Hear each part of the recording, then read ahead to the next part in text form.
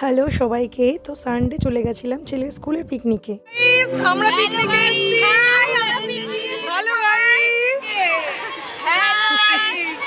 দেখো, সবার অনুরোধে হ্যালো গাইসটা অবশেষে বলেই দিলাম। পিকনিক বলে কথা, তাই দিনটা যে খুব ভালো কাটবে সেটাই স্বাভাবিক।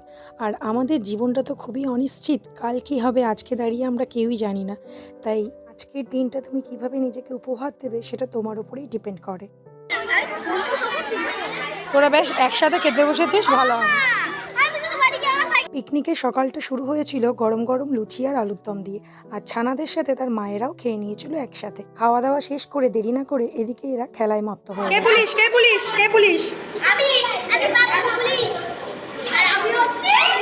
এই দিনটা ছিল শুধুমাত্র তাদেরই, আর এদিকে ইনি কান্নাকাটি করছে ব্যথা পেয়েছিল বলে। তারপর ব্যথা ভুলে গিয়ে সেও খেলায় মত্ত হয়ে গিয়েছিল। আর আমরা একটু মজা করবো না, সেটা কি কখনো হয় নাকি?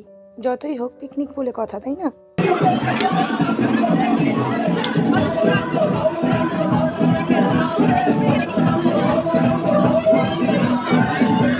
স্থানকাল পাত্র আমি বরাবরই মেনটেন করি। ভেবেছিলাম নাচবো না, যেহেতু ছেলের স্কুলের পিকনিক, কিন্তু ওই যে সবার রিকোয়েস্টে বললো এটা পিকনিক, আজকে সব বাধা বিপদ নিষেধ কিচ্ছু নেই, নিজেদের আনন্দ খুঁজতে তাই নেচেই নিলাম। সবশেষে একটু সেলফি তুলবো না, সে কি কখনো হয়? এগুলোই তো মুহূর্ত, তাই না? মজা তো এখনো অনেক বাকি, দেখোই না। রান্না কেমন হয়েছে? কেমন হয়েছে? ভালো হয়েছে।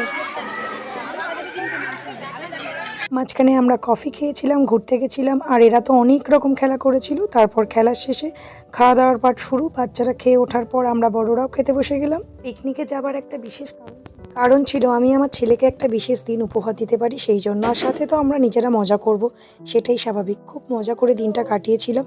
সবাই ভালো থেকো, সুস্থ থেকো, টাটা।